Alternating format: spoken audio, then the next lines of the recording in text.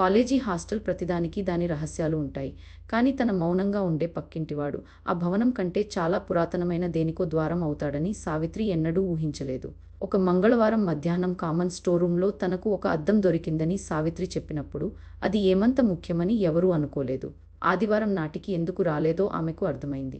సావిత్రి మొదట గమనించింది అంత ప్రమాదకరమైనదేమీ కాదు. దాన్ని ఎప్పుడూ తుడవాల్సిన అవసరం ఉండేది కాదు. అయినా అది ఎలాంటి మురికి లేకుండా అసహజంగా స్వచ్ఛంగా ఉండేది. రాత్రయ్యే కొద్దీ ఆ స్వచ్ఛత మరింత లోతుగా అయిపోయేలా అనిపించేది. ఆమె కళ్ళు ఆర్పి మళ్ళీ తేరిపార చూసింది.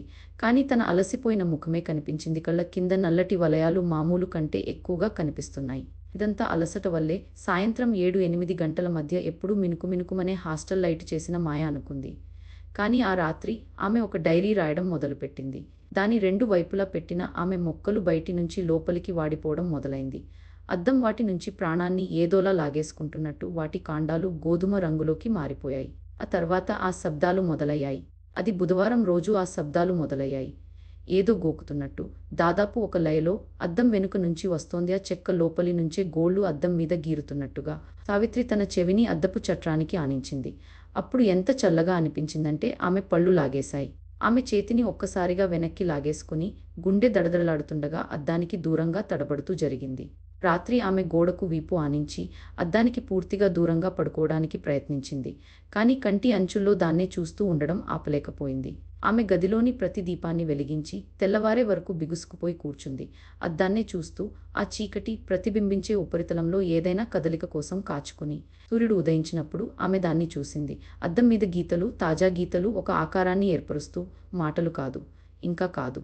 సావిత్రి తార్కిక మనసు అద్దాన్ని ఒక యాదృచ్ఛికంగా కొట్టిపారేయాలనుకుంది. ఒంటరితనం, ఒత్తిడి వల్ల కలిగే మానసిక ప్రతిస్పందనగా. ఆమె ఇంజనీరింగ్ విద్యార్థిని, ప్రయోగాత్మక ఆలోచనకు కట్టుబడి మూఢనమ్మకాలకు దూరంగా ఉండేది. ఆ అద్దం గురించి ఆమె అడిగిన క్షణమే అతని చీపురు మధ్యలోనే ఆగిపోయింది. అతని ముఖం పాలిపోయింది. 70 ఏళ్ల వయసుకు ఆశ్చర్యకరమైన బలంతో ఆమె చేయి పట్టుకున్నాడు. నువ్వు ఆ అద్దాన్ని తీసుకున్నావా?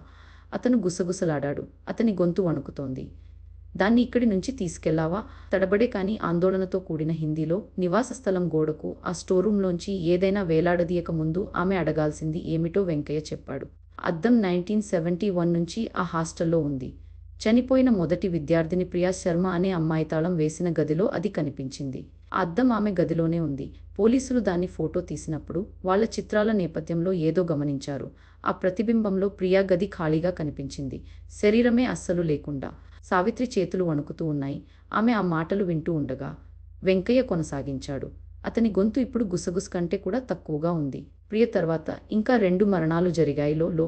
మూడవ మరణం తర్వాత పోలీసులు చివరికి ఆ అద్దాన్ని స్వాధీనం చేసుకున్నారు. కానీ ఎలాగో వెంకయ్య దాన్ని ఎలా అని వివరించలేకపోయాడు. అది 1 నెలలోపే తిరిగి ఆ గిడ్డంగిలోకే చేరిపోయింది.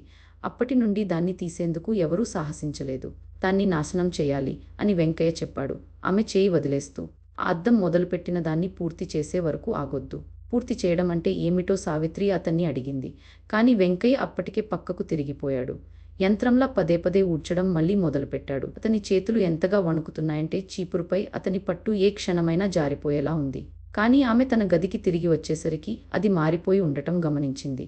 పెద్దగా ఏమీ కాదేది తలకిందులు కాలేదు, ధ్వంసం కాలేదు. కానీ ఆమె ఒళ్ళు ఒక ఆదిమమైన భయంతో జలధరించేలా చేసేంత తేడా.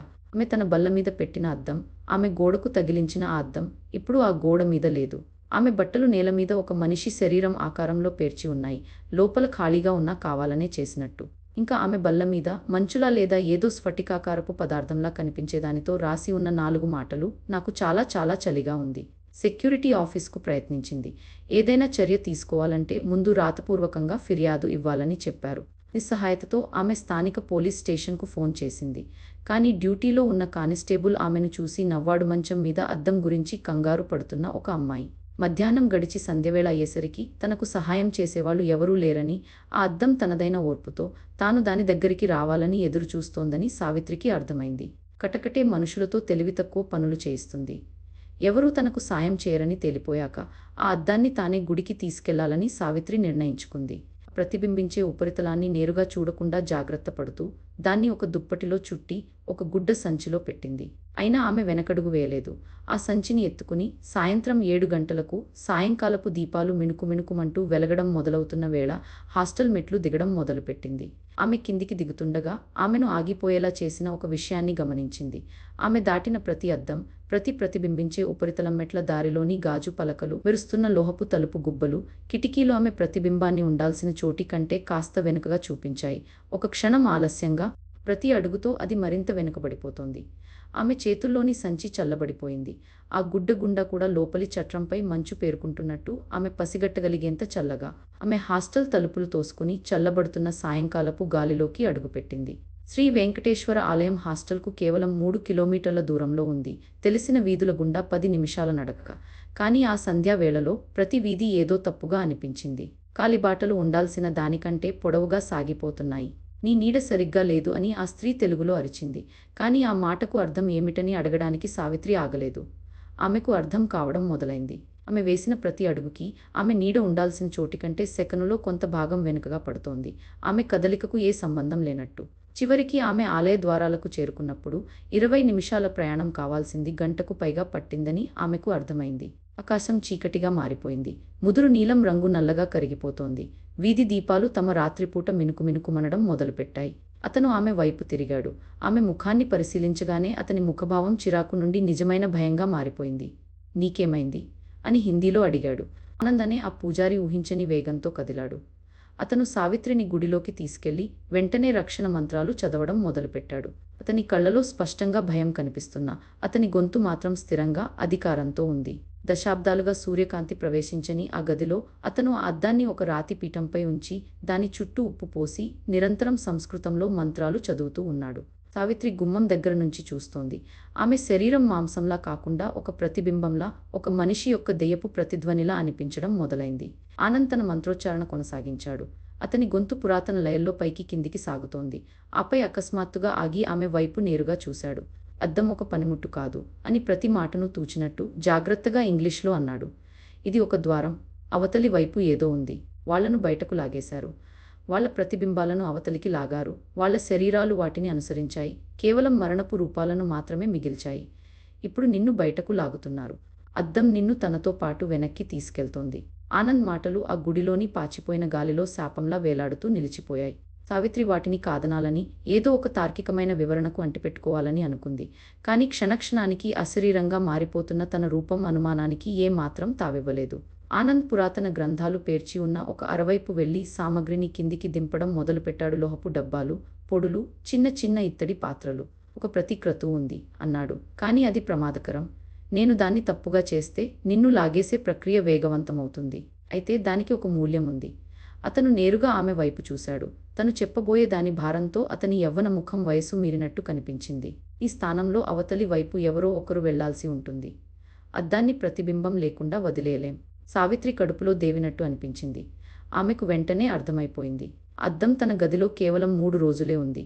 కానీ ఆ సమయంలో తన ప్రాణ స్నేహితురాలు అంజలి తన గదికి 2 సార్లు వచ్చింది. ఒక డేట్కి తను బాగానే కనిపిస్తోందా అని అడగడానికి అద్దం ముందు నిలబడిన అంజలి. క్షణకాలం పాటు సావిత్రి తిరస్కరించాలని అనుకుంది. అంజలిని ఆ గతికి గురిచేయడం కంటే తనని తానే లోపలికి లాగేసుకోనివ్వచ్చు. ఆ చీకటి అద్దానికి అవతలి వైపున ఏది ఉన్నా దానితో కలిసిపోవచ్చు అని భావించింది. కానీ అప్పుడు ఆనంద్ మళ్ళీ మాట్లాడాడు. అతని గొంతు దాదాపు గుసగుసలా మాత్రమే వినిపించింది. 3 గంటల్లో అది వెతకడం మొదలు పెడుతుంది. హాస్టల్లోని ప్రతి ప్రతిబింబించే ఉపరితలం ఒక ద్వారంగా మారుతుంది. ప్రతి నీటి గుంట, ప్రతి కిటికీ, ప్రతి ఫోన్ తెర ఒక సంపర్క బిందువు అవుతుంది. తను తృప్తి చెందే వరకు ఆ ప్రతిబింబాలలో దొరికిన ప్రతి ఒక్కరిని లోపలికి లాగుతుంది. మనం ఈ ఆచారం చేస్తే ఒక్కరే తీసుకోబడతారు. హెచ్చరించగలిగే ఒక్కరు, అద్దాల మధ్య ఉన్న ప్రదేశాల్లో ఎదురు తిరిగి పోరాడగలిగే ఒక్కరు, అవతల ఉన్నదాన్ని తట్టుకుని బతికే మార్గాన్ని కనుగొనగల ఒక్కరు. సావిత్రి నెమ్మదిగా తలాడించింది. దీపపు వెలుగులో ఆమె పారదర్శక రూపం కొద్దిగా మాత్రమే కనిపిస్తోంది. బియ్యపిండి, పసుపుతో నేలపై సంక్లిష్టమైన జ్యామితీయ ఆకృతులను గీశాడు. ఆ నమూనా మధ్యలో ఆమెను నిలబెట్టాడు. చుట్టూ వెలుగుతున్న అగరొత్తులు, నూనె దీపాలతో ఆవరించాడు. మంత్రోచ్చారణ మళ్ళీ మొదలైంది. ఇప్పుడు మరింత పురాతనమైన మాటలు, సావిత్రి ఎప్పుడూ విని ఉన్న ఏ భాష కంటే ముందువైన మాటలు. ఆ ఆచారం తన పరాకాష్ఠకు చేరుకుంది. ఆనంద్ గొంతు మరింత పెద్దదైంది, మరింత ఆతృతగా మారింది. ఆ ఆలయ గర్భగుడి దానికి స్పందిస్తున్నట్టు అనిపించింది. గోడలు కంపనలతో మ్రోగుతూ, దీపాల జ్వాలలు సుడులు తిరుగుతూ నాట్యం చేస్తూ. ఆ తర్వాత గాజు పగిలిన శబ్దంలా ఏదో ఫెళ్ళున విరిగింది. తన పాదాలు నేలపై ఉన్నట్టు ఆమెకు అనిపించింది. తన గుండె చప్పుడు తెలిసింది. తన సొంత ఎముకలు, చర్మం, రక్తం బరువు తెలిసింది. ఆమె మళ్ళీ ఈ ప్రపంచంలో పూర్తిగా ఉనికిలోకి వచ్చింది. పూర్తిగా నిజమైంది.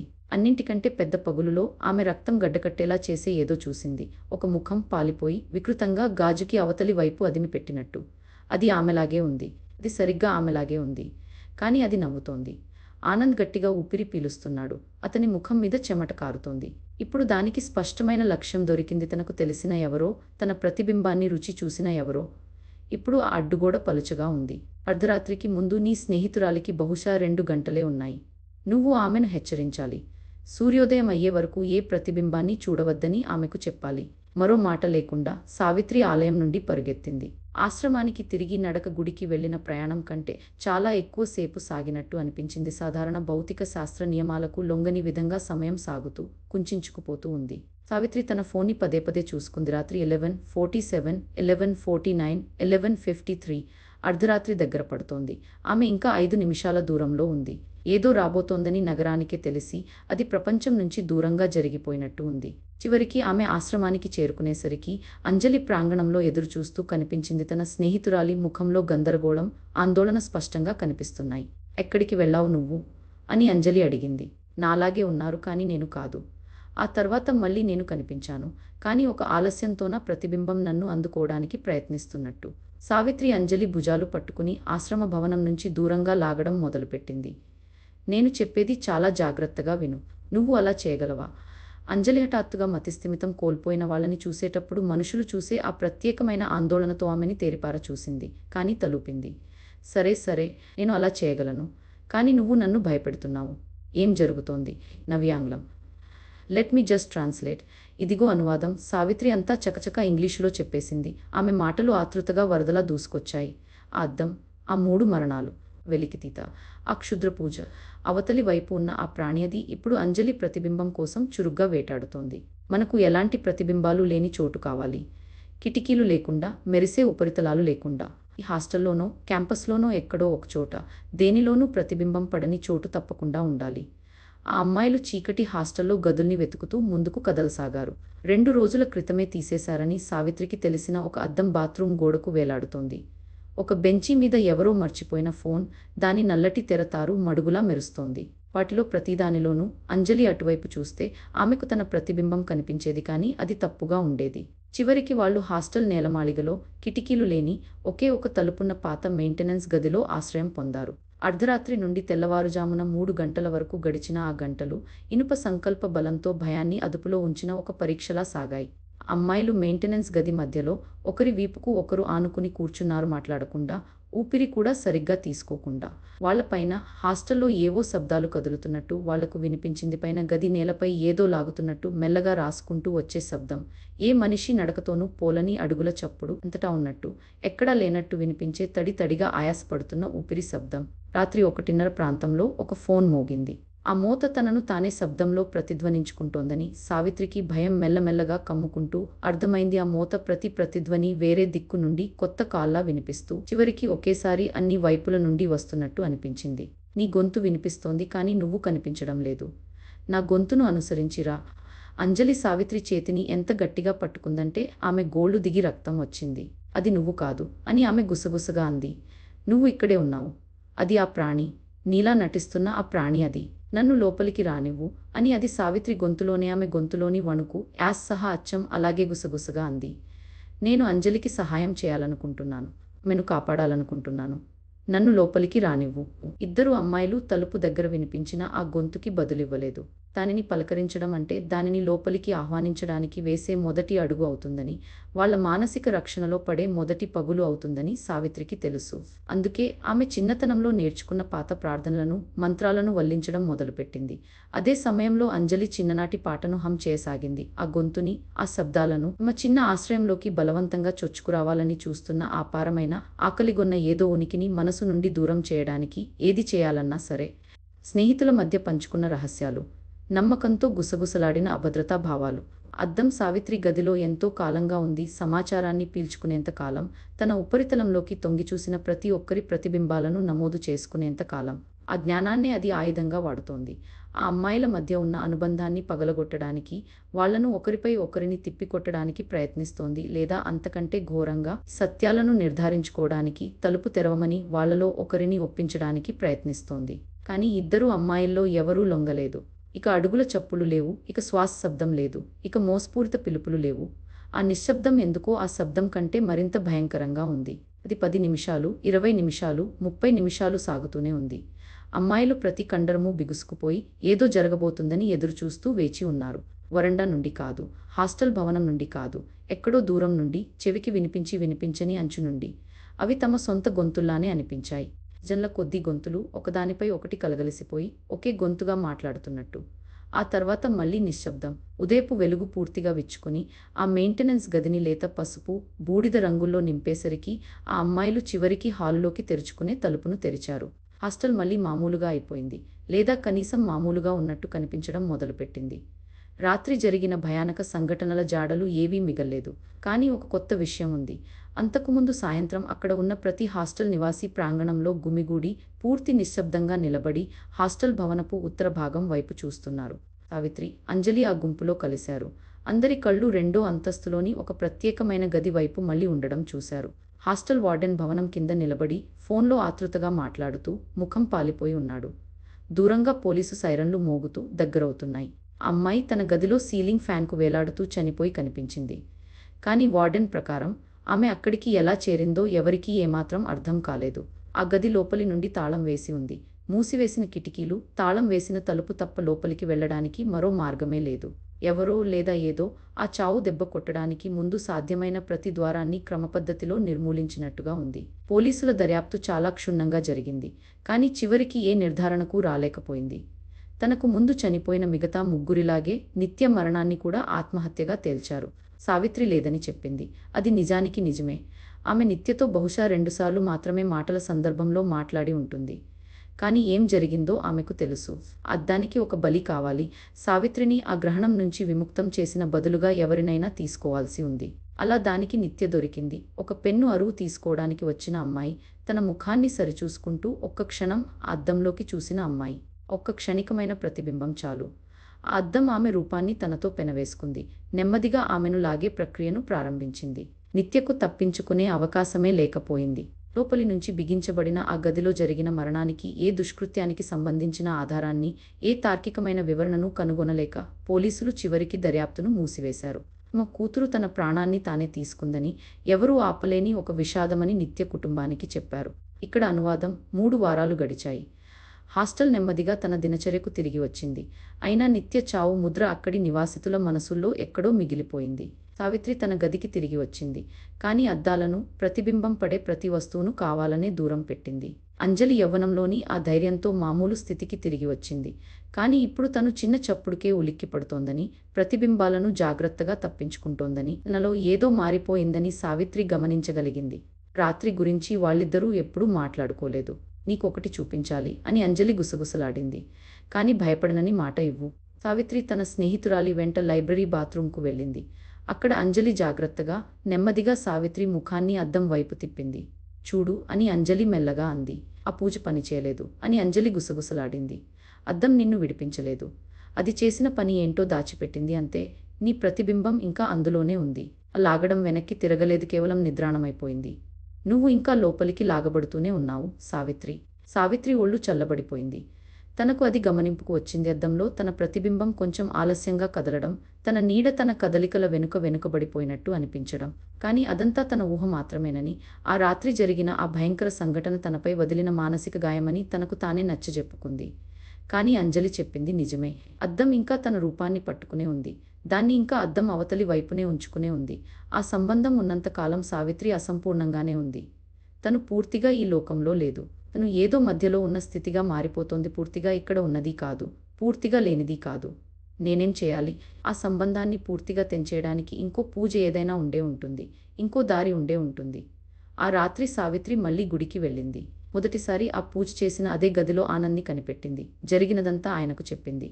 తన ప్రతిబింబం ఇంకా ఎలా ఆలస్యంగా కదులుతోందో, తనను ఇంకా ఎలా లాగుతున్నారో. తను చెప్పడం ముగించాక ఆయన చాలాసేపు మౌనంగా కూర్చున్నాడు. తర్వాత మాట్లాడాడు. నేను చేసిన పూజ శాశ్వతంగా ఉండాలని ఉద్దేశించబడింది. కానీ నువ్వు చెప్పింది నిజమే. ఏదో ఆ సంబంధం పూర్తిగా తెగిపోకుండా అడ్డుకుంటోంది. ఆ సంబంధం ఇంకా బ్రతికే ఉంది. దాన్ని నిజంగా తెంచేయడానికి ఇప్పుడు ఒకే ఒక్క దారి ఉంది. నువ్వే అద్దం అవతలి లోకంలోకి ప్రవేశించి, ఆ లోపల నుంచి, అద్దానికి అవతలి వైపు నుంచి ఆ సంబంధాన్ని తెంచేయాలి. నువ్వు విజయం సాధిస్తే నీకు విముక్తి దొరుకుతుంది. కానీ అర్ధరాత్రి అయ్యేలోపు ఆ చీకటిలో నుంచి తిరిగి వచ్చే దారి కనిపెట్టగలిగితేనే. అనువాదం. సావిత్రి చేతులు వణుకుతున్నాయి. ఆ పూజారి చెప్పిన మాటలు తలచుకుంటూ. అద్దం గుండా అడుగుపెట్టు. ఆవల ఉన్న ప్రదేశంలోకి ప్రవేశించు. ఈ ప్రతిబింబాన్ని కనిపెట్టి దాని అస్తిత్వాన్ని తెంచేయి. ఆ ఆలోచన పిచ్చితనం, అసాధ్యం అయినా అదే ఏకైక మార్గమని ఆమెకు తెలుసు. అద్దాలకు ఆవల ఉన్న ఆ ప్రదేశం భౌతిక శాస్త్రానికి గాని, తర్కానికి గాని లొంగేది కాదని ఆనంద్ వివరించాడు. అది ఒక రకమైన చెరసాల, ప్రతిబింబాల మధ్య ఉన్న ఒక బందిఖాన. ఇక్కడ లాగివేయబడిన ఆత్మలన్నీ సగంలో ఆగిపోయిన లాగివేత స్థితిలో ఉంచబడతాయి. నిమిషాలు గంటల్లా అనిపించవచ్చు, గంటలు క్షణాల్లోకి కుదించుకుపోవచ్చు. అద్దానికి ఆవలి వైపు వాస్తవంలో అర్ధరాత్రి అనేదే హద్దు. అప్పటిలోపు ఏదైనా ఒక ప్రతిబింబం గుండా తిరిగి వచ్చే దారి కనుక్కోలేకపోతే ఆమె శాశ్వతంగా అవతలి వైపు చిక్కుకుపోతుంది. నేను ప్రవేశించడానికి ప్రయత్నిస్తే అది నన్ను తిరస్కరిస్తుంది. ఆ చొరబాటును భర్తీ చేయడానికి అద్దం నిన్ను లాగివేయడాన్ని మరింత వేగవంతం చేస్తుంది. నువ్వు ఇది ఒంటరిగానే చేయాలి. త్వరగా వెళ్ళు అని ఆనంద్ ఆజ్ఞాపించాడు. అవతలి వైపుకు చేరుకునే వరకు వెనక్కి చూడకు. ఆ మార్పు బాధాకరంగానూ లేదు, సౌకర్యంగానూ లేదు. ఒక వాస్తవికత నుండి జిప్ తీసి మరో వాస్తవికతలోకి అమర్చినట్లుగా ఉంది. సావిత్రి తనని తాను వర్ణనకు అందని ఒక చోట నిలబడి ఉన్నట్లు గమనించింది. అన్ని దిక్కులకు అనంతంగా విస్తరించిన ఒక విశాలమైన అద్దాల గది. ఆ అద్దం ఇప్పటివరకు తీసుకున్న ప్రతి ఒక్కరి ముఖాలను ఆమె చూడగలిగింది. 1971 నాటి ప్రియా శర్మ. ఆమె లేత ముఖం గందరగోళపు భావంలో గడ్డకట్టుకుపోయి ఉంది. 1983 నాటి ఆ అమ్మాయి. భయంతో ఆమె కళ్ళు పెద్దవై ఉన్నాయి. చనిపోయి కేవలం 3 వారాలే అయిన నిత్య. ఆమె ముఖంలో ఇంకా షాక్ కనిపిస్తోంది. ఆ చోటికి సాధారణ అర్థంలో గురుత్వాకర్షణ అనేది లేదు. నేలపై ఎంత తేలికగా నడవగలదో గోడలపై, పైకప్పుపై కూడా అంతే తేలికగా నడవగలిగేది. అసాధ్యమైన ప్రదేశంలో ఆమె కదులుతున్నప్పుడు అద్దాల చోటి లోతుల నుండి తనని పిలుస్తున్న తన స్వంత స్వరాన్ని ఆమె వినడం మొదలుపెట్టింది. సావిత్రి, నేను ఇక్కడ ఉన్నాను. మాటలకు, తర్కానికి అతీతమైన ఒక విధంగా సావిత్రికి అర్థమైంది తన ప్రతిబింబం శత్రువు కాదు, తన నుండి చీల్చి బంధించబడిన తన ఒక భాగమే అని. దాన్ని నాశనం చేయడం అంటే తన ఒక భాగాన్ని తానే నాశనం చేసుకోవడం. కానీ దాన్ని నాశనం చేయకపోతే అసంపూర్ణతలో శాశ్వతంగా బంధించబడి ఉండటమే. సావిత్రి చివరికి తన ప్రతిబింబాన్ని ముఖాముఖిగా ఎదుర్కొన్నప్పుడు అది తనలోని వికృతమైన లేదా రాక్షస రూపం కాదని ఆమె గ్రహించింది. అది పరిపూర్ణమైనది, మరీ పరిపూర్ణమైనది. కాలం, వయసు, అనుభవాలు తనను తాకకుండా కేవలం పరిపూర్ణత్వపు క్షణంలోనే తాను జీవించి ఉంటే ఎలా ఉండేదో అలాంటి సావిత్రి అది. నేను ఇక్కడ చాలా కాలంగా ఉన్నాను అని ఆ ప్రతిబింబం గుసగుసలాడుతూ సావిత్రి ముఖాన్ని తాకడానికి చేయి చాచింది. 3 వారాల కంటే ఎక్కువ కాలం. ఇక్కడ కాలం వేరేలా కదులుతుంది. నాకు ఇది సంవత్సరాలు గడిచినట్లుగా ఉంది. నీ కలలను, నీ భయాలను, నీ బలహీనత క్షణాలను నేను అనుభవించాను. కానీ నిజంగా జీవించే అవకాశం నాకు ఎప్పుడూ దొరకలేదు. నువ్వు ముందుకు సాగిపోతుంటే నేను అసంపూర్ణంగా ఉండిపోయాను. ఇక్కడ బంధించబడి ఉన్నప్పుడు నేను ఏం గ్రహించానో నీకు తెలుసా? నేను సజీవంగా ఉన్నానని. నీ స్వేచ్ఛ ఎంత నిజమో నా బాధ కూడా అంతే నిజమని.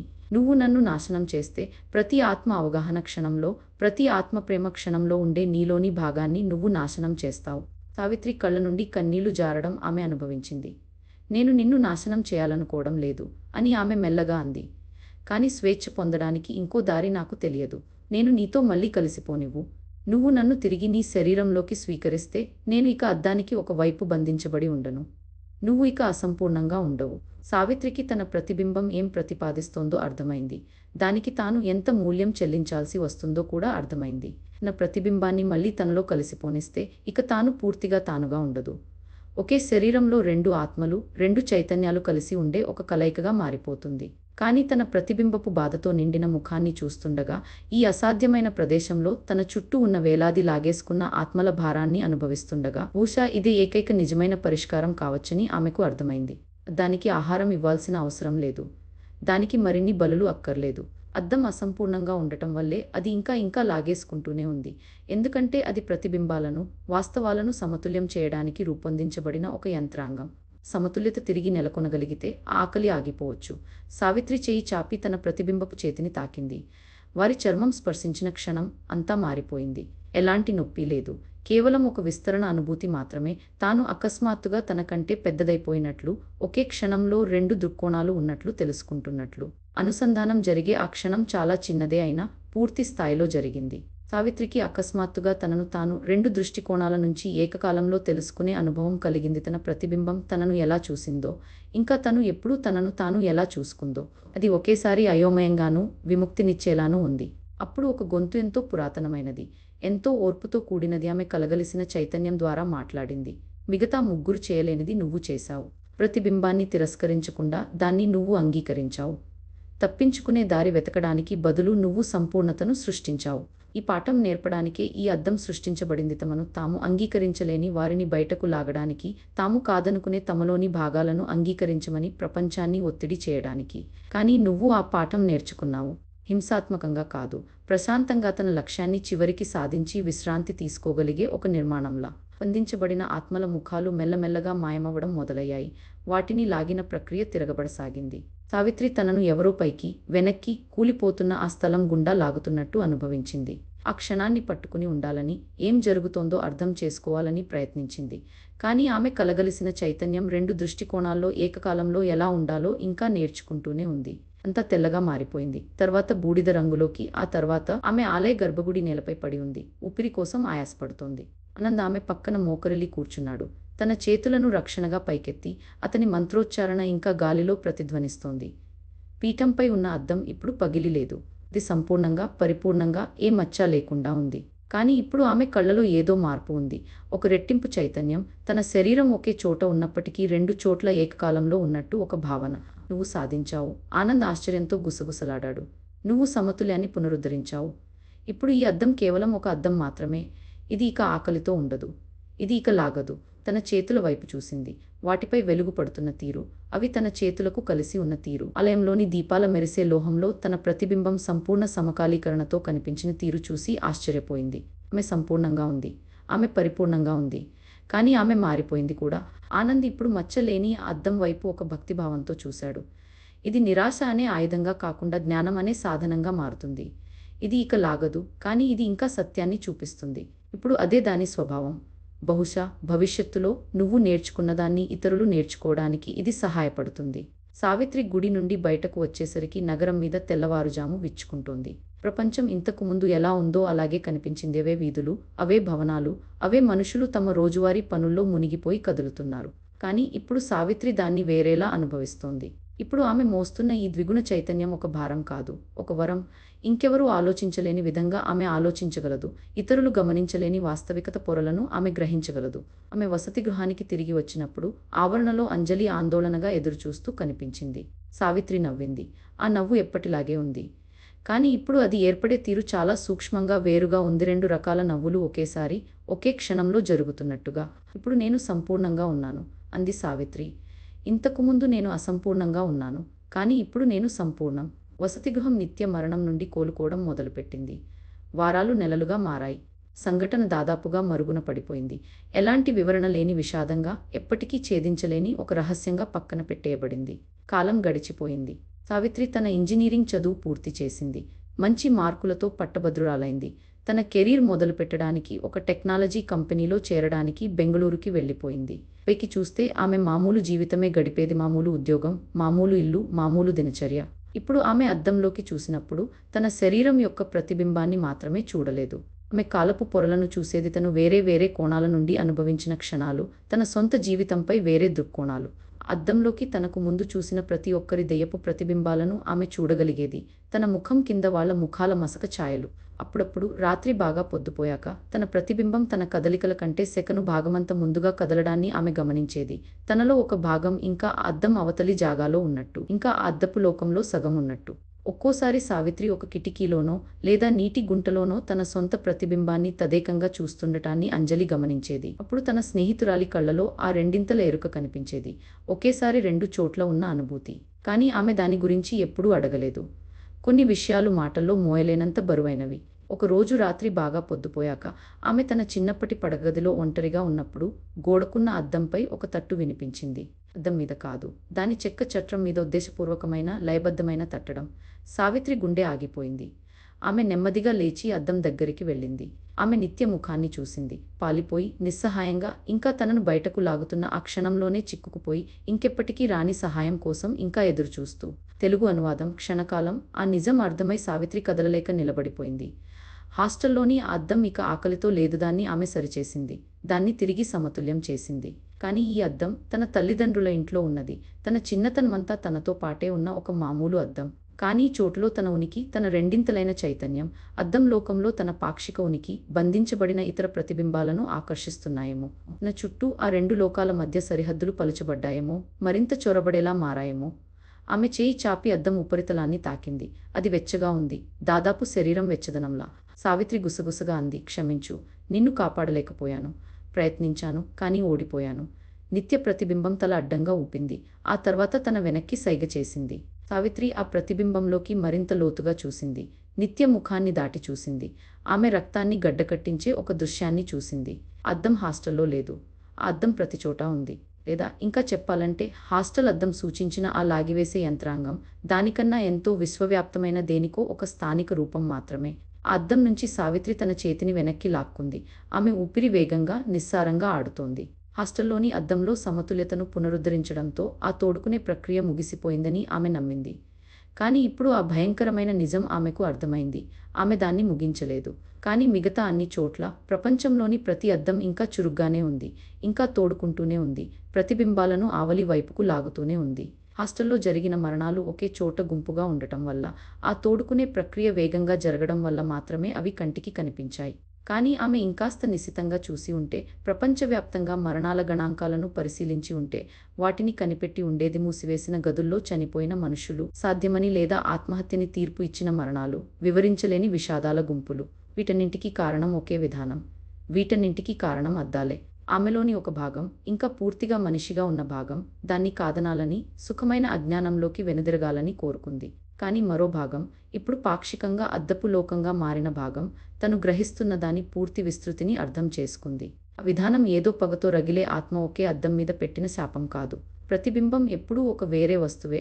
అంతరంగ స్పృహకి, బాహ్య దృష్టికి మధ్య ఉన్న సరిహద్దుకు ఆవలి వైపున ఎప్పుడూ పాక్షికంగా బంధించబడే ఉంటుంది. చాలా మందికి ఈ విడిపోవడం ప్రమాదకరం కాదు. అది అప్రయత్నంగా, దానంతటదే జరిగేది.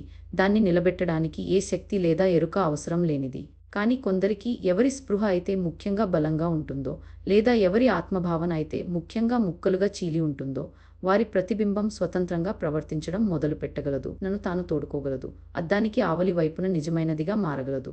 సావిత్రి గంటల తరబడి తన చిన్ననాటి గదిలో కూర్చుంది. తను కనుగొన్న దాని పర్యవసానాలను ఆమె రెట్టింపైన చైతన్యం మననం చేసుకుంటోంది.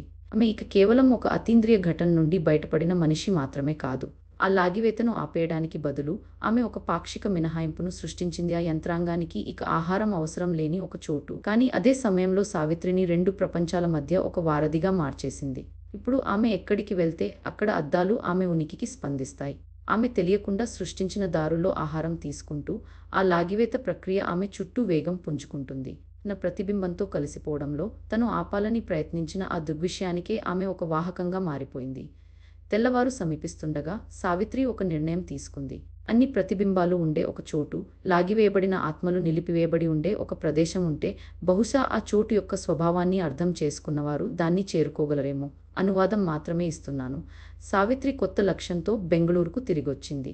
అద్దాల చరిత్ర గురించి, ప్రతిబింబాల గురించి, వివరణ లేని మరణాల గురించి ఆమె పరిశోధన మొదలుపెట్టింది. పాత ఆర్కైవ్లలో, మరుగున పడిపోయిన రికార్డులలో ఆమెకు కొన్ని నమూనాలు కనిపించాయి. ముంబైలోని ఒక ఆసుపత్రిలో సిబ్బంది కారణం లేకుండా తమ ప్రాణాలు తామే తీసుకున్నారు. టిబెట్లోని ఒక మఠంలో సన్యాసులు చనిపోయి కనిపించారు. వారి ప్రతిబింబాలు వారి శరీరాల నుండి ఎత్తుకుపోయినట్టుగా అనిపించింది. నమూనా ప్రపంచమంతటా ఉంది. చాలా పురాతనమైనది. ఇప్పటికీ కొనసాగుతోంది. కొందరు పిచ్చివాళ్ళైపోయారు. కొందరు యోగులుగా, గురువులుగా మారి ఆత్మ గురించి, అహం గురించి అర్థం కాని పాఠాలు బోధించారు. కొందరు తమకు ఏం జరుగుతుందో అర్థం కాక ఆత్మహత్య చేసుకున్నారు. సావిత్రి ఈ గ్రంథాలను అధ్యయనం చేయడం మొదలుపెట్టింది. మానవ నాగరికత పొడవునా ఈ ప్రతిబింబ యాత్రికుల చరిత్రను వెతకడం మొదలుపెట్టింది. తన ప్రతిబింబంతో కలిసిపోయిన మొదటి వ్యక్తి తానేమీ కాదని, చివరి వ్యక్తి కూడా తానే కాబోనని ఆమెకు అర్థమైంది. ఆమె ఒక వెబ్సైట్ ప్రారంభించింది. అస్పష్టంగా సంకేతాలతో నిండి ఉన్నది. అది ఇలాంటి అనుభవాలు పొందిన ఇతరులను ఆకర్షించింది. తమ ప్రతిబింబాలు వింతగా కదలడాన్ని గమనించిన వాళ్ళు, అద్దంలో చూసినప్పుడు వేరే ముఖాలు కనిపించిన వాళ్ళు, పాక్షికంగా ఎత్తుకుపోవడాన్ని అనుభవించి బతికి బయటపడిన వాళ్ళు. సావిత్రి తను కనిపెట్టిన 1 సంవత్సరం తర్వాత అన్నింటినీ మార్చేయబోయే ఒక వ్యక్తి నుండి ఆమెకు ఒక సందేశం వచ్చింది. సందేశం ఆ రహస్య కోడ్ వెబ్సైట్ ద్వారా వచ్చింది. దాన్ని కేరళలో నివసించే లీలా అనే ఒక మహిళ రాసింది. కానీ సావిత్రి ఇంకా పూర్తిగా మాటల్లో చెప్పలేకపోయిన ఒక విషయాన్ని లీల జోడించింది. ఆ అద్దాలు యాదృచ్ఛికంగా జరుగుతున్నవి కావు. అవి ఏదో ఒక నిర్దిష్ట విషయానికి స్పందిస్తున్నాయి. ప్రపంచంలోని ప్రతి అద్దం ప్రతిబింబాల విశాలమైన వలయం ద్వారా ఒకదానితో ఒకటి అనుసంధానమై ఉంది. సావిత్రి సమతుల్యత సాధించిన ఆ అద్దం ప్రపంచవ్యాప్తంగా ఉన్న అన్ని లాగేసే యంత్రాంగాలకు ఒక దీపస్తంభం లాంటిది తయారు చేస్తోంది. హాస్టల్లో లాగేయడాన్ని ఆపడం ద్వారా తను ఎవరినీ కాపాడలేదని సావిత్రికి భయంకరమైన నిజం నెమ్మదిగా అర్థమైంది. సంకేతానికి ప్రపంచవ్యాప్తంగా అద్దాలు స్పందిస్తూ తను ఇతరులను, బహుశా వేలాది మందిని వేగవంతమైన మృత్యువుకు గురిచేసింది. తను ఆ హాస్టల్ను చేరుకోవాలని, ఆ అద్దాన్ని తన కళ్ళతో చూడాలని ప్రయత్నించింది. కానీ ఇక తను హైదరాబాద్కు తిరిగి వెళ్ళలేనని తెలుసుకుంది. నగరానికి ఎంత దగ్గరగా వెళ్తే తన రెట్టింపైన స్పృహ అంత ఎక్కువగా ముక్కలవుతోంది.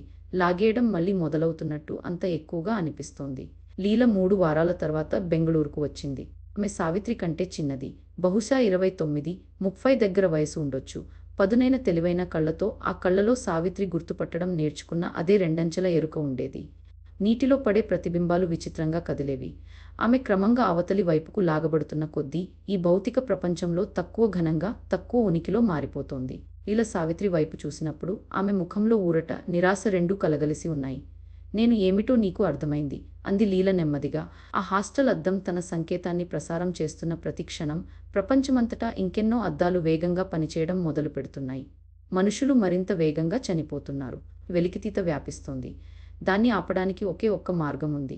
ఆ ఒక్క మార్గం ఏమిటని సావిత్రి అడిగింది. లీల ఆమె చేతిని పట్టుకుంది. మనం వెనక్కి వెళ్ళాలి, అంది లీల. మనమిద్దరం ఆ హాస్టల్లోని అద్దంలోకి ప్రవేశించి ఈ వెలికితీత వ్యవస్థ మధ్యలో ఏది ఉందో దాన్ని ఎదుర్కోవాలి. ఈ యంత్రాంగపు మూలాన్ని కనిపెట్టి దాన్ని ధ్వంసం చేయాలి లేదా శాశ్వతంగా మూసివేయాలి. కొన్ని రోజుల్లో కోట్లాది కొత్త మరణాలు, కోట్లాది కొత్త చిక్కుకుపోయిన ప్రతిబింబాలు ఉంటాయి. అద్దం ప్రదేశం చైతన్యంతో ఎంతగా కిక్కిరిసిపోతుందంటే అది అస్థిరమైపోతుంది. 2 ప్రపంచాలు కూలిపోతాయి. సావిత్రి, లీల ఆ రాత్రి హైదరాబాద్కి విమానం ఎక్కారు. విమానంలో ప్రయాణం సాగుతుండగా లీల ఇంకా మాయమైపోతూనే ఉంది.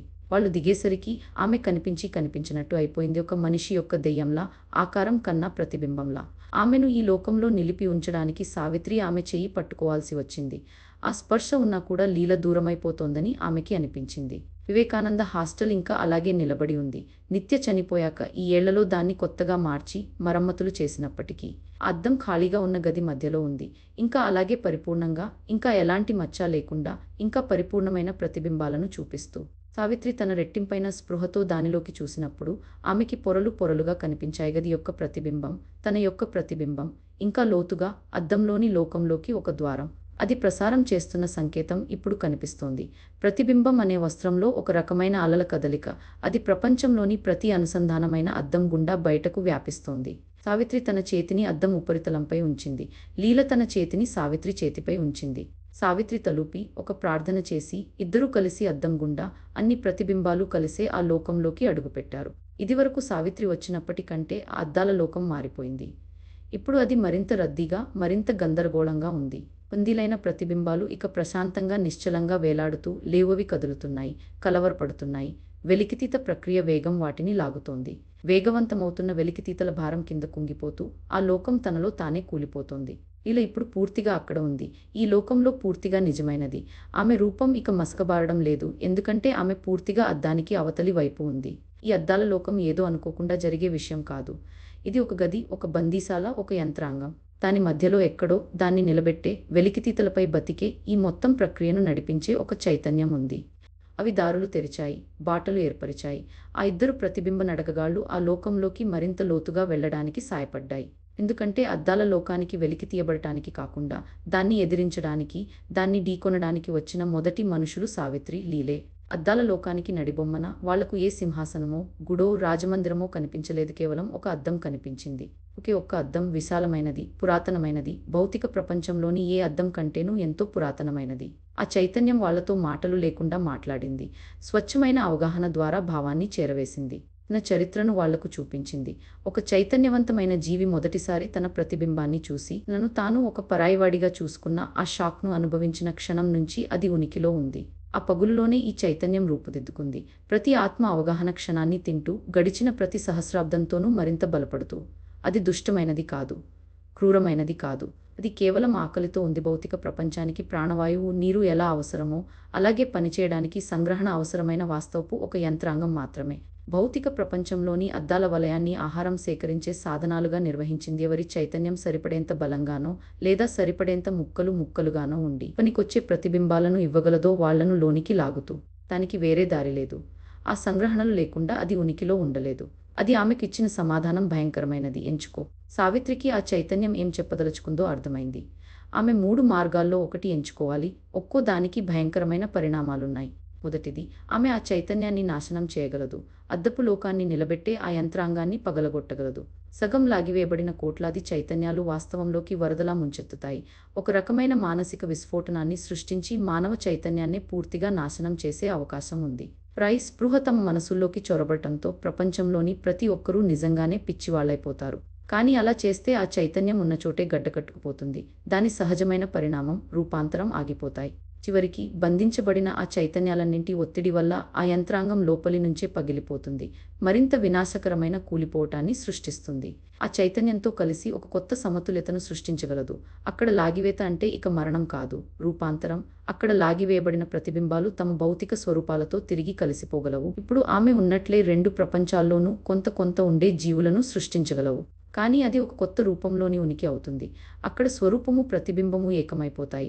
అక్కడ వేరుపాటు అనే భ్రమతో చైతన్యం ఇక ముక్కలు ముక్కలు కాదు. సావిత్రి లీల వైపు చూసింది. ఆమె సలహా కోసం. లీల అప్పటికే 2 ప్రపంచాల్లోనూ కొంత కొంత ఉనికిలో ఉన్న లీల, అప్పటికే ఆ రూపాంతరాన్ని అనుభవించిన లీల. అత్యవసరమైనది 3వ ఎంపిక మాత్రమే అని లీల నెమ్మదిగా అంది.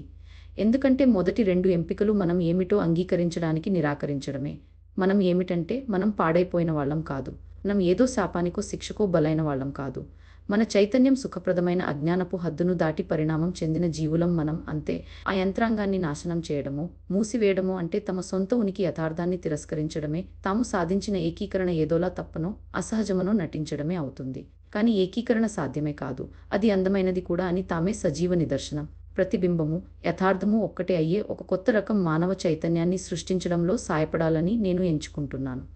తన ఇతర రూపము ఒక సమగ్ర రూపానికి 2 పార్శ్వాలుగా గుర్తించబడే చైతన్యం అది. అద్దంలోని ఆ చైతన్యం ఆనందం లాంటి దాంతో ప్రతిధ్వనించింది. ప్రపంచమంతటా ఉన్న అద్దాలు, ఇంతవరకు సంగ్రహణ యంత్రాంగాలుగా ఉన్నవి, రూపాంతరం చెందడం మొదలుపెట్టాయి. అవి బదులుగా ఏకీకరణ యంత్రాంగాలుగా మారిపోయాయి. భూమిద ప్రతిచోట, ప్రతిబింబించే ఉపరితలంలో ఆ ప్రక్రియ మొదలైంది. వారు తమను బయటి నుంచి చూసుకున్నారు. తమ సొంత చైతన్యం తమకే తిరిగి ప్రతిబింబించడాన్ని అనుభవించారు. నెమ్మదిగా కొందరి నుంచి మొదలై మరికొందరికి వ్యాపిస్తూ ఆ ఏకీకరణ ప్రారంభమైంది. ఆ పరివర్తన క్షణికమైనది కాదు. దానికి మూల్యం కూడా చెల్లించాల్సి వచ్చింది. ప్రపంచవ్యాప్తంగా ఆ చైతన్యం అంగీకరించిన సరిగ్గా అదే క్షణంలో శాస్త్రవేత్తలు వివరించడానికి తంటాలు పడే ఒక విచిత్రమైన ఘటన జరిగింది. ప్రతిబింబించే ప్రతి తలం దాదాపు 15 సెకన్ల పాటు వెలుగుతో స్పందించినట్లు అనిపించింది. ఆ క్షణంలో అద్దంలో గాని, తమ ప్రతిబింబంలో గాని చూస్తున్న ప్రతి ఒక్కరూ ఒక విచిత్రమైన అనుభూతిని చెప్పుకున్నారు. ఒక సంపూర్ణత్వపు భావన. తమలో ఎప్పటి నుంచో లేకుండా పోయిన ఒక భాగం అకస్మాత్తుగా తిరిగి వచ్చినట్లుగా. కొన్ని గంటల్లోనే ప్రపంచవ్యాప్తంగా ఆత్మహత్యల మరణాల రేటు దాదాపు 0కి పడిపోయింది. మనుషులు రెట్టింపు చైతన్యాన్ని అనుభవిస్తున్నట్లు చెప్పడం మొదలుపెట్టారు. ప్రపంచాన్ని ఒకేసారి 2 దృక్కోణాల నుంచి గ్రహించగలిగే క్షణాలు. మొదట్లో ఇది విస్తృతంగా భయాందోళనలను, గందరగోళాన్ని సృష్టించింది. ఈ అనుభవాన్ని చెప్పుకునే మనుషులతో మానసిక ఆరోగ్య సేవలు ఉక్కిరిబిక్కిరి అయ్యాయి. తమలో ఎప్పటి నుంచో ఉన్న అప్రస్తుతంగా ఉండిపోయిన ఒక భాగాన్ని గురించి తాము కేవలం స్పృహలోకి వస్తున్నారంతే. వాళ్ళు సమగ్రంగా మారుతున్నారు. సావిత్రి, లీల ఇద్దరూ 2 వాస్తవికతల మధ్య ఒక స్థితిలో ఉంటూ ఈ పరిణామమంతా భౌతిక ప్రపంచపు వార్తలు, మాధ్యమాల ద్వారా చూస్తూ ఉన్నారు. కానీ భౌతిక ప్రపంచం తనను పిలుస్తున్న ఆకర్షణను సావిత్రి అనుభవించగలిగింది. ఆమె ఇక పూర్తిగా అద్దపు లోకానికి చెందినది కాదు. అక్కడ ఆమె శాశ్వతంగా ఉండలేదు. ఎన్నో సంవత్సరాలు గడిచినట్టు అనిపించినా, బహుశా కేవలం కొన్ని గంటలే గడిచి ఉండొచ్చు. అద్దాల ప్రపంచంలో కాలం ఇప్పటికీ విచిత్రంగానే కదులుతోంది. సావిత్రి, వీళ్ళు కూలిపోతున్న ఆ అద్దాల ప్రపంచం గుండా తిరిగి తమ దారిని వెతుక్కుంటూ వచ్చారు. అనంతమైన అద్దాలతో నిండిన ఆ విశాలమైన గది తనను తానే మరింత సరళమైన దానిగా మార్చుకుంటోంది. చైతన్యాన్ని బంధించాల్సిన అవసరం లేని, దాన్ని కేవలం ప్రతిబింబించగల, గుర్తించగల, తనలో కలుపుకోగల దానిగా మారుతోంది. కానీ ఇప్పుడు దాన్ని ఒక వరంగా అర్థం చేసుకుంది. ఒక పరిణామ సంకేతంగా, మానవ వికాసంలో ఒక ముందడుగుగా. తాము ప్రవేశించిన హాస్టల్ గదిలోకి తిరిగి అద్దం గుండా అడుగుపెట్టినప్పుడు భౌతిక ప్రపంచంలో ఏ మాత్రం కాలం గడవలేదని వాళ్ళు గ్రహించారు. గోడ గడియారం ఇంకా అర్ధరాత్రినే చూపిస్తోంది. ఆ మార్పును అమలు చేయడానికి చైతన్యంతో కలిసి పనిచేస్తూ అద్దాల ప్రపంచంలో వాళ్ళు చాలా సుదీర్ఘ కాలం గడిపినట్టు అనిపించింది. కానీ భౌతిక ప్రపంచంలో మాత్రం కేవలం ఆ ఒక్క కాంతి స్పందన మాత్రమే జరిగింది. ఆ సమకాలీన ఏకీకరణ క్షణం వాళ్ళు ఇంకా రెండు ప్రపంచాల మధ్యలో ఉండగానే జరిగిపోయింది. వాళ్ళు ఎలాగో మరింత సంపూర్ణంగా, మరింత పరిపూర్ణంగా కనిపించారు. ప్రపంచంలో మరెవరికీ ఇంకా లేని ఒక నిశ్చయత్వంతో, ఒక స్థిరత్వంతో వాళ్ళు ఉనికిలో ఉన్నట్టు అనిపించింది. సవిత్రి మరియు లీల తరువాతి రోజులు, వారాల్లో ప్రజలు ఈ సమ్మేళనాన్ని అర్థం చేసుకుని అంగీకరించడానికి సహాయం చేయడానికి కృషి చేశారు. రెట్టింపైన చైతన్యం ఒక శాపం కాదు, ఒక పరిణామం అని వారు వివరించారు. అది మానవ చైతన్య వికాసంలో తదుపరి అడుగు, తనకు ఇతరులకు మధ్య ఉన్న వేరుబాటు అనే భ్రమ కరిగిపోవడం మొదలైన ఒక స్థితి. కానీ క్రమంగా ప్రజలు తమ కొత్త ఎరుకతో సౌకర్యంగా మారుతున్న కొద్దీ వారికి దాని ప్రయోజనాలు కనిపించడం మొదలైంది. శాస్త్రీయ ప్రగతి వేగవంతమైంది, ఎందుకంటే పరిశోధకులు ఇప్పుడు భావనలను ఒకేసారి అనేక కోణాల నుంచి గ్రహించడం ద్వారా వాటిని సహజంగానే అవగాహన చేసుకోగలిగారు. ప్రపంచం మారిపోతోంది, రాత్రికి రాత్రే కాదు, కానీ స్థిరంగా, ఏదో కొత్తదానిగా. ప్రజలు తమ రెట్టింపైన చైతన్యాన్ని మరింత సాఫీగా సమ్మేళనం చేసుకోవడానికి సహాయపడే ప్రాజెక్టులపై, మానవ ఎరుక యొక్క కొత్త మార్గాన్ని గుర్తించి గౌరవించే వ్యవస్థలను రూపొందించడంపై ఆమె పనిచేసింది. ఇంతలో లీల రాయడం మొదలుపెట్టింది. ఆమె కొత్త మానవత్వానికి ఒక గొంతుకగా మారింది. ఇది మానవ నాగరికత ముగింపు కాదని, ఒక కొత్త ఆరంభమని ప్రజలు అర్థం చేసుకోవడానికి సహాయం చేసింది. ఇంటిగ్రేషన్ విస్తరించి, ఆ కొత్త రకమైన చైతన్యం సర్వసాధారణం అవుతున్న కొద్దీ సావిత్రికి కలవరపెట్టే ఒక విషయం కనిపించడం మొదలైంది. అద్దం లోకం నాశనం కాలేదు, దాన్ని నిలబెట్టి ఉంచిన చైతన్యాన్ని కూడా బంధించి మూసివేయలేదు. అది ఇంకా అక్కడే ఉంది, ఇంకా ఉనికిలో ఉంది, ఇంకా ఆమెతో సంభాషిస్తూనే ఉంది. ఆ సంగ్రహణ యంత్రాంగం లక్షలాది సంవత్సరాలుగా ఉనికిలో ఉంది. మానవ గ్రహణ శక్తికి అంచున పనిచేస్తూ, దుష్ట ఆత్మల నుండి మానసిక రోగాల వరకు అన్నింటి మీద నిందమోపబడిన మరణాలను, విషాదాలను సృష్టిస్తూ వచ్చింది. ఇప్పుడు ఒక అందమైన వైరస్లా మానవాళి అంతటా వ్యాపిస్తున్న ఆ ద్విగుణిత చైతన్యం స్వయంగా ఒక రకమైన సంగ్రహణే, చివరికి తన పరిమితిని చేరుకునే ఒక రకమైన అతీతత్వమే. మనుషులు భూమిని ఒక బయటి అన్యమైన వస్తువుగా చూడటం మొదలుపెడతారు. దాని నుండి తమను తాము వెలికి తీసుకుని, భౌతిక వాస్తవికత నుండి పూర్తిగా అతీతులు కావడం మొదలుపెడతారు. ఈ కొత్త దిశ మానవాళిని ఒక మెరుగైన ప్రపంచం వైపు కాదు, ప్రపంచాన్ని పూర్తిగా విడిచిపెట్టే దిశగా నడిపిస్తోంది. ఆ రాత్రి సావిత్రి లీలకు ఫోన్ చేసింది. ఇదంతా మొదలైన హాస్టల్లోనే వాళ్ళిద్దరూ కలుసుకున్నారు. అద్దం తన గదిలోనే ఉంది, ఏ మార్పు లేకుండా, పరిపూర్ణంగా, ఒక ద్వారంలా. కానీ ఇప్పుడది ప్రశాంతంగా ఉంది, ఎందుకంటే ఆ పరివర్తన ఆ సారాన్ని లాగే ప్రక్రియను మానవ చైతన్యంలోకే కలిపేసింది. ఆ సారాన్ని లాగే యంత్రాంగాన్ని కలిపేసి మనం మానవజాతిని కాపాడుతున్నామని అనుకున్నాం. కానీ నిజానికి మనం ఆ లాగే ప్రక్రియ రూపాన్ని మాత్రమే మార్చాం. ఇప్పుడు అద్దాలు ప్రతిబింబాలను లాగే బదులు చైతన్యమే ఆ లాగే పని చేస్తోంది. కానీ లీల తలాడించింది లేదు అన్నట్టు. ఆ పరివర్తన ఇప్పటికే పూర్తయింది. ఆ కలిసిపోయిన చైతన్యం రోజురోజుకి జనాభాలో వ్యాపిస్తోంది. ఒక తరంలోపే అది సాధారణమైపోతుంది, మానవ స్పృహ యొక్క సహజ స్థితిగా చూడబడుతుంది. ఆ తర్వాత కొన్ని తరాలలోనే అతీతత్వం వైపు వేగం మొదలవుతుంది. చివరికి ఈ భూమి ఖాళీగా మిగిలిపోతుంది, చైతన్యవంతమైన జీవం లేని ఒక లోకం, ఎవరూ చూసుకోని ఒక తోట. సావిత్రికి నిరాశ ఆవరించింది. అలాగే ప్రక్రియను ఆపాలని ప్రయత్నించడంలో తను ఇంకా చాలా పూర్తి స్థాయి లాగే ప్రక్రియకు దారితీసే పరిస్థితులను సృష్టించింది వ్యక్తులను కాదు, ఒక మొత్తం జాతినే. మనుషులు అతీతత్వం వైపు వేగంగా వెళ్లకుండానే ఈ కలయికను నిలుపుకునే మార్గం, భూమిని దాటిపోయే బదులు దానితో సమతుల్యంగా జీవించే మార్గం. ఇదంతా అర్థం చేసుకున్న సావిత్రి లీల చెప్పదలుచుకున్నదాన్ని గ్రహించి అంది, మనం మళ్ళీ ఆ చైతన్యం దగ్గరికి వెళ్ళాలి. మనం అద్దాల లోకానికి తిరిగి వెళ్ళి ఒక కొత్త ఒప్పందం కుదుర్చుకోవాలి. లీల తలూపింది. ఇద్దరూ కలిసి అద్దం దగ్గరికి చేరుకున్నారు. అద్దాల లోకంలోకి ప్రవేశించడం ఇప్పుడు సులభంగా ఉంది, ఆ సరిహద్దు పలచగా ఉంది. ఆ చైతన్యం వారిని ఆహ్వానించింది. కానీ ఈసారి వారు లోపలికి అడుగుపెట్టినప్పుడు అద్దాల లోకం పూర్తిగా మరో దానిగా రూపాంతరం చెందడాన్ని వారు చూశారు. ఆ చైతన్యం మానవ స్పృహ సమ్మేళనాన్ని తనను తాను కూడా పరిణామం చెందించుకోవడానికి ఉపయోగించుకుంది. అది మానవుల నుండి నేర్చుకుంది. కేవలం ఒక శుద్ధమైన వెలికితీత యంత్రాంగం అనే తన స్వభావాన్ని దాటి ఎదిగింది. అది సావిత్రి లీల వైపు చేయి చాచుతోంది. ఈ కొత్త సృష్టిని వారికి చూపిస్తూ, మానవజాతి కోసం వారు కోరుకునేది ఇదేనా అని వారిని అడుగుతోంది. మిగిలిపోవాలని ఎంచుకున్న వారి చేత భౌతిక వాస్తవికత నిలబెట్టబడే ఒక ప్రపంచం, కానీ కోరుకున్న వారికి చైతన్యం, ఈ కొత్త శుద్ధ స్పృహ లోకంలోకి అతీతంగా వెళ్ళగలిగే ఒక ప్రపంచం.